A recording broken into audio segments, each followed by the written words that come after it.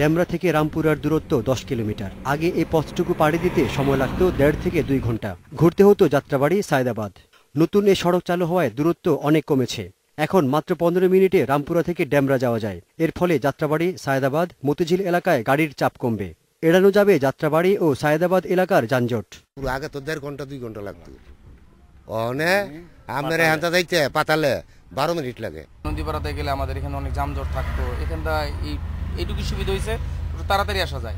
যাত্রীরা বলছেন, সড়ক চালু হলেও এখনো কোনো গণপরিবহনের ব্যবস্থা নেই এই সড়কে। একমাত্র বাহন হিউম্যান হোলার। স্টাফ কোয়ার্টারে সড়ক আর মেরাদিয়ায় প্রতিদিন যানজট তৈরি হয়।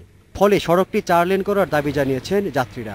বাস সার্ভিসটা যদি আপনাদের জন্য করেন, জনগণের জন্য সবচেয়ে ভালো হয়। এই যে আমাদের যে ভাড়াটা দিতে হয় অনেক বেশি হয়ে যায়। এখনো ছোটখাটো কিছু সমস্যা রয়ে গেছে, যেমন আপনার এই স্টাফ কোয়ার্টার, মেরাদিয়া বাজার এবং রামপুরা ব্রিজটা, এই 3টা জায়গাও যদি একটু গভর্নমেন্ট একটু দেখে, কনসার্ন ডিপার্টমেন্টে দেখে একটু করে দেয়, তাহলে আমরা আরও উপকৃত হব।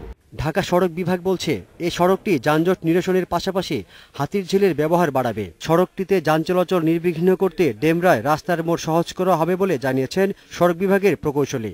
ডেমরার ওই স্টাফ কোয়ার্টারের মোড়টা আসলে যে জায়গা আছে ন্যারো বলা যায় না, কিন্তু প্রচুর আসলে ট্রাফিকগুলি দাঁড়িয়ে থাকে। হ্যাঁ, আসলে এই জন্য এখানে যানজটটা হয়। সেইখানে আমাদের জায়গা অ্যাকুইজিশন করা আছে, আমরা এখানে একটা ইন্টারসেকশন করে এই যানজট কীভাবে কমানো যায় সে ব্যবস্থা নিব। এই সড়কটি 4 লেন করার লক্ষ্যে একটি প্রকল্প হাতে নেওয়া হচ্ছে বলে জানান এই কর্মকর্তা। Obaidur Rahman, independent news, Dhaka.